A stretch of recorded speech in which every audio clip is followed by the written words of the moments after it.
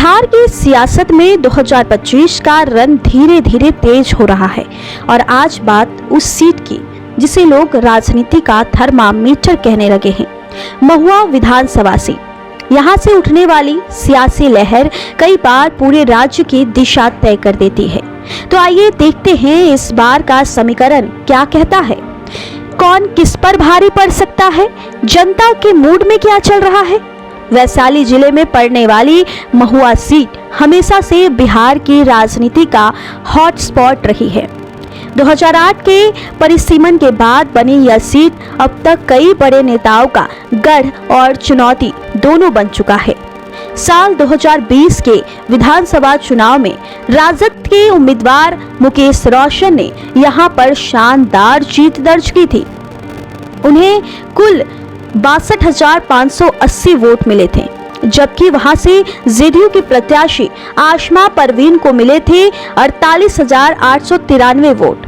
जीत का अंतर रहा था करीब 13,684 वोटों का अंतर। लेकिन अब 2025 के रन में हालात बदल चुके हैं। इस बार मुकाबला चार मोर्चों के बीच देखा जा रहा है। महागठबंधन, एनडीए, तेज प्रताप और उभरता हुआ जनसुराज। हर मोर्चे अपनी जाति और सामाजिक आधार को मजबूत करने में जुटा है। चलिए जानते हैं किसकी ताकत कहां पर है। सबसे पहले बात महागठबंधन की। आरजेडी अब भी महुआ में सबसे मजबूत दावेदार मानी जा रही है। उनका यादव मुस्लिम दलित समीकरण यहाँ काफी ज्यादा मजबूत माना जाता है। लेकिन चुनौती है तेज प्रताप यादव की, जो इस बार स्वतंत्र उम्मीदवार के रूप में मैदान में उतरने की तैयारी में है। अगर ऐसा होता है तो आरजेडी का पारंपरिक यादव वोट दो हिस्सों में बढ़ जाता है। वहीं महागठबंधन की रणनीति होगी, सामाजिक न्याय के साथ युवा और विकास का कार्ड खेलेगा। अब बात एनडीए खेमे की। बीजेपी और उनके सहयोगी दल इस बार पूरी तैयारी में है। उनका फोकस रहेगा ओबीसी, ईबीसी और एससी वोटर्स पे, जिनकी संख्या यहाँ लगभग 40% से ज्यादा है।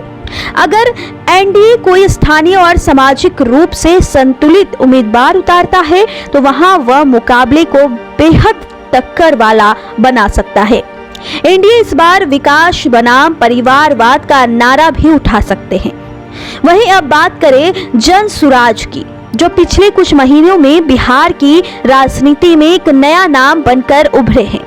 यह मंच युवाओं, छात्रों और ईमानदार राजनीति की बात करता है। महुआ जैसे इलाकों में यह वर्ग यानी युवा वोटर किसी तीसरे विकल्प की तलाश में है। अगर जनसुराज अपने स्थानीय चेहरे और विकास मुद्दे पर जनता को जोड़ पाया तो यह तीसरा मोर्चा दोनों बड़े गठबंधनों को नुकसान पहुंच सकता है। अब बात करते हैं जातिगत समीकरण की, जो महुआ की राजनीति की असली कुंजी है। यहाँ यादव, कुर्मी, मुस्लिम, दलित और अन्य पिछड़ा वर्ग है, मिलकर लगभग 70% आबादी का प्रतिनिधित्व करते हैं। यादव वोट आरजेडी का पारंपरिक आधार रहा है। मुस्लिम मतदाता भी आमतौर पर उसी दिशा से झुकते हैं। वहीं कुर्मी, ईबीसी और दलित वर्ग में एनडीए की पैठ दिखती है। जनसुराज इन दोनों के बीच से नाराज वोटरों को अपने पक्ष में लाने की कोशिश कर रहा है। अब बात जनता के मूड की करते हैं दोस्तों। तो इस बार लोगों की प्राथमिकता जात नहीं बल्कि विकास और काम है।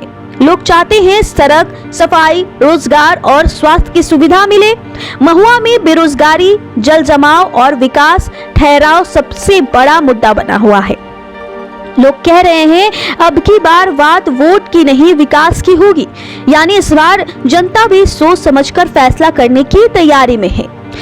तो साफ है कि महुआ की जंग 2025 में बहुत दिलचस्प होने वाली है और एक ओर आरजेडी अपने गढ़ को बचाने की कोशिश में है, दूसरी ओर एनडीए सामाजिक समीकरण साधने में लगी है और तीसरी ओर जनसुराज जनता के भरोसे पर नई राजनीति खड़ी करने की कोशिश में है।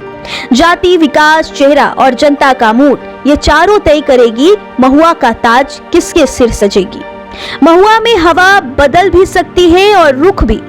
क्योंकि यहाँ जनता हर बार कुछ नया सोचती है। फिलहाल मुकाबला खुला है, जनता का मूड अभी बना है और हम हर पल रखेंगे इस पर नजर।